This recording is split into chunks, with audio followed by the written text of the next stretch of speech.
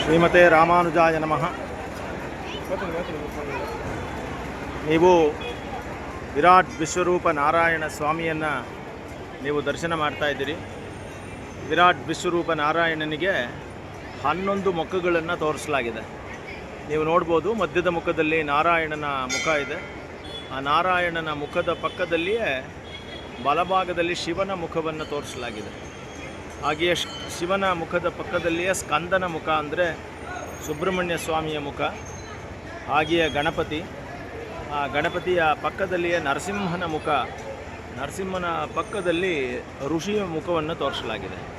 11 ಕಿರೀಟಗಳನ್ನು ನೀವು ನೋಡಬಹುದು. 11 ಕಿರೀಟವು ಒಂದು ಕಿರೀಟ ಇದ್ದಂಗೆ ಇನ್ನೊಂದು ಕಿರೀಟ ಇಲ್ಲ. ಅದೇ ಇದ್ರ ವಿಶೇಷ. 11 ಕಿರೀಟದಲ್ಲೂ ಒಂದು ಕಿರೀಟ ಇದ್ದಂಗೆ ಇನ್ನೊಂದು ಕಿರೀಟ ಇಲ್ಲ. ಅದರಲ್ಲಿ ನೀವು ನೋಡಬಹುದು, ಮೊದಲನೇ ಮಧ್ಯದ ಕಿರೀಟದ ವ್ಯತ್ಯಾಸವನ್ನು ಪಕ್ಕದಲ್ಲಿ ಶಿವನ ಚಂದ್ರಮೌಳಿ ಅಂತ ಕರೀತಾರೆ. ಆದ್ದರಿಂದ ಚಂದ್ರ ಇರೋದನ್ನು ನೀವು ಗಮನಿಸ್ಬೋದು. ಚಂದ್ರನ ಒಂದು ಇದು ಕೂಡ ಇದೆ. ಈಗ ನಾವು 108 ಅಡಿಯ ಎತ್ತರದ ಶಿಲ್ಪಕಲೆಗೆ ಬಂದಿದ್ದೀವಿ. ಮೇಲ್ಗಡೆ ನೀವು ನೋಡಬಹುದು, ಮೇಲ್ಭಾಗದಲ್ಲಿ ಇರುವಂತಹದ್ದು ಕೀರ್ತಿಮುಖ ಅಂತ. ಕೀರ್ತಿಮುಖ ಅಲಂಕರಣ. ಯಾಕೆಂದರೆ ಮಹಾವಿಷ್ಣುವಿನ ಕೀರ್ತಿಯನ್ನು ದಿಗಂತವಾಗಿ ಸಾರ್ತಾ ಇರೋದು ಕೀರ್ತಿಮುಖ. ಮೇಲ್ಗಡೆ ನರಸಿಂಹ ಮುಖ. ಅದು ಸುತ್ತಲೂ ಇರುವಂತಹದ್ದು 7 ಹೆಡಗಳ ಸರ್ಪ. ಆ 7 ಎಡೆಗಳ ಸರ್ಪದ ಜೊತೆಯಲ್ಲಿಯೇ ಕಿರೀಟಗಳನ್ನು ನೀವು ನೋಡ್ತಾ ಇದ್ದೀರಿ. ಸೊ 11 ಕಿರೀಟಗಳು ನೋಡಿದ್ರೆ ಒಂದಕ್ಕೆ ಒಂದು ಥರ ಇನ್ನೊಂದಿಲ್ಲ. ನಾವು ಬಲಗಡೆಯ ಮುಖಗಳನ್ನು ಪರಿಚಯ ಮಾಡ್ಕೊಂಡ್ವಿ. ಅಂದರೆ ನಾರಾಯಣ, ಪಕ್ಕದಲ್ಲಿ ಶಿವ, ಅದರ ಪಕ್ಕದಲ್ಲಿ ಇರುವಂತಹದ್ದು ಸ್ಕಂದ, ಆಮೇಲೆ ಗಣಪತಿ, ನರಸಿಂಹ ಮತ್ತು ಋಷಿ. ಹಾಗೆಯೇ ನೀವು ಎಡಭಾಗದಲ್ಲಿಯೂ ನೀವು ನೋಡ್ಬೋದು ಬ್ರಹ್ಮಮುಖ, ಅದರ ನಂತರ ಹನುಮಂತನ ಮುಖ, ಹಾಗೆಯೇ ಅಗ್ನಿಯ ಮುಖ, ಗರುಡ ಮುಖ ಮತ್ತು ಅಲ್ಲಿಯೂ ಋಷಿಮುಖವನ್ನು ನೀವು ನೋಡ್ತಾ ಇದ್ದೀವಿ. ಸೊ ಹೀಗೆ ಎಲ್ಲವೂ ಕೂಡ ಋಷಿಮುನಿಗಳು ಇರುವಂತಹದ್ದನ್ನು ನೋಡ್ತೀವಿ. ಮಾನವಾಕೃತಿಯಿಂದ ಇರುವಂತಹದ್ದನ್ನು ನೀವು ನೋಡ್ತೀರಿ. ಈ ತಿರುನಾಮ ಇದೆಯಲ್ಲ, ಈ ತಿರುನಾಮದ ಸೈಜ್ ಇದೆಯಲ್ಲ, ಅದು ಬಂದು 5.5 ಅಡಿ. ಅಂದರೆ ನೀವು ಲೆಕ್ಕ ಹಾಕೋಬೋದು ಅದು ಎಷ್ಟು ದೊಡ್ಡದಾಗಿದೆ ಅನ್ನೋದನ್ನು ನೀವು ಯೋಚನೆ ಮಾಡ್ಬೋದು.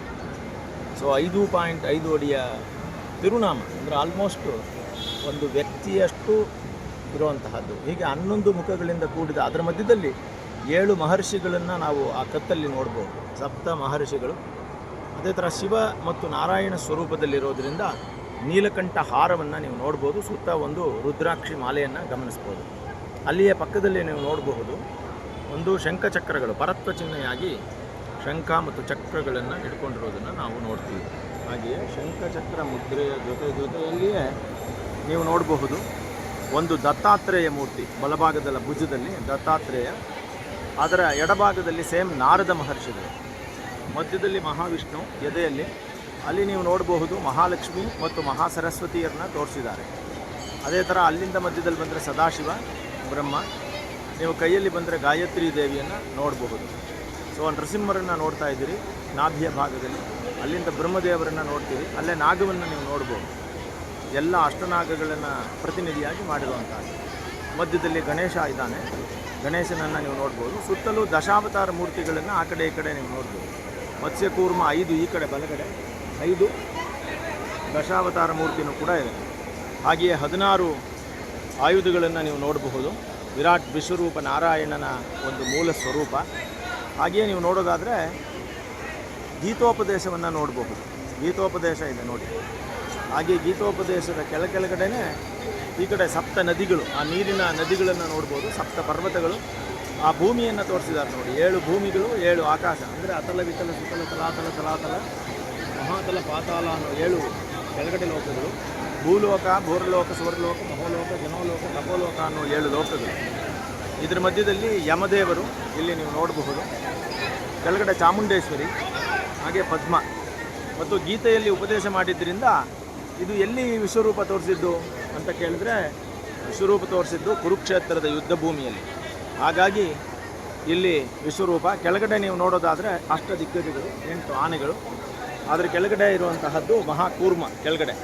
ಹೀಗೆ ಒಟ್ಟು ಸೇರಿ 108 ಅಡಿಯಲ್ಲಿ ಇದು ನಿರ್ಮಾಣ ಆಗಿರುವಂತಹದ್ದು. ಏಕಶಿಲೆಯ ವಿಗ್ರಹ ಇದು. ಪೂರ್ಣವಾಗಿ ಏಕಶಿಲೆಯಲ್ಲಿ ಆಗಿರುವಂತಹ ವಿಗ್ರಹ. ಸೊ ಹೀಗೆ ಈ ಒಂದು ಪರಿಕಲ್ಪನೆ ಏನಪ್ಪ ಅಂತಂದರೆ, ಈ ಗೀತೆಯಲ್ಲಿ ಬರುವಂತಹ ಪರಿಕಲ್ಪನೆಯಲ್ಲಿ ಇದನ್ನು ತಗಲಾಗಿದೆ. ಶ್ರೀಮತೆ ರಾಮಾನುಜಾಯ ನಮಃ.